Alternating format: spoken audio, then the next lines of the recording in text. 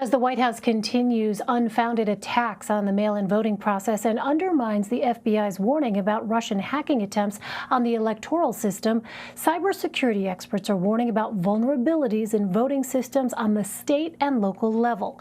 Last week, the FBI and CIA issued an advisory warning that cyber threats could slow the voting process but not prevent voting. This comes as ProPublica reports on a malware attack that targeted a county's email system in central Texas. The malicious software hidden inside a Microsoft Word attachment reportedly led voters and businesses in the area to receive fake emails containing malware from several county offices.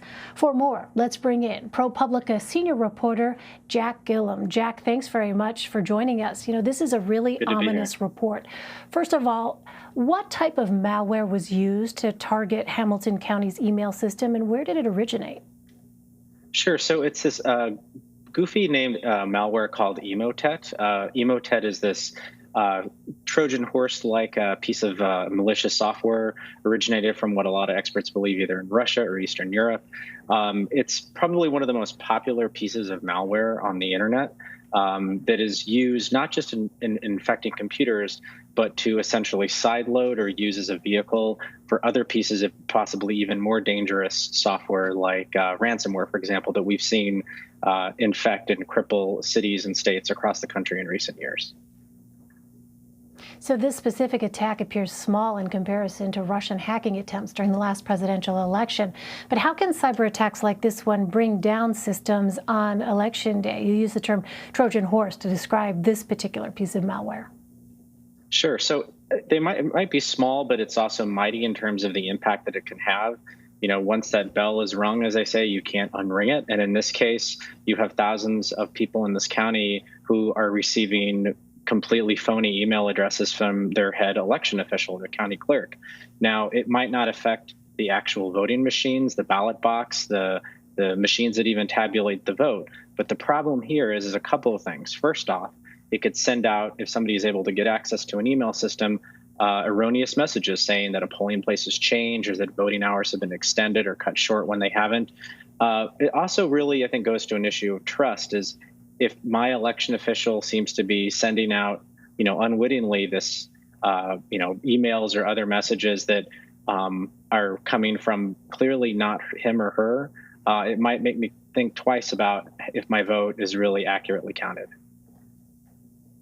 And ProPublica reviewed dozens of municipal government email systems in swing states and found many are still vulnerable to cyber threats from foreign hackers. Was there any wholesale effort to address these concerns after 2016? There was, and the Department of Homeland Security works pretty diligently with state and local governments to really harden their election infrastructure. Online cloud services have also offered their services. I know a lot of us use free email from Google, it's Gmail, or Microsoft. These tend to be a little bit more secure, although not entirely foolproof.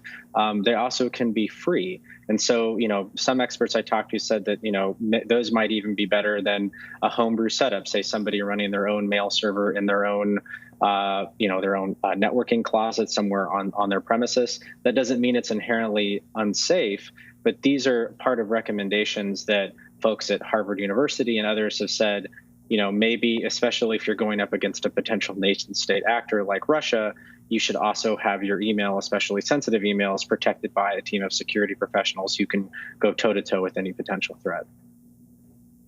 And so how specifically are Homeland Security officials now trying to help these local governments bolster their infrastructure ahead of November?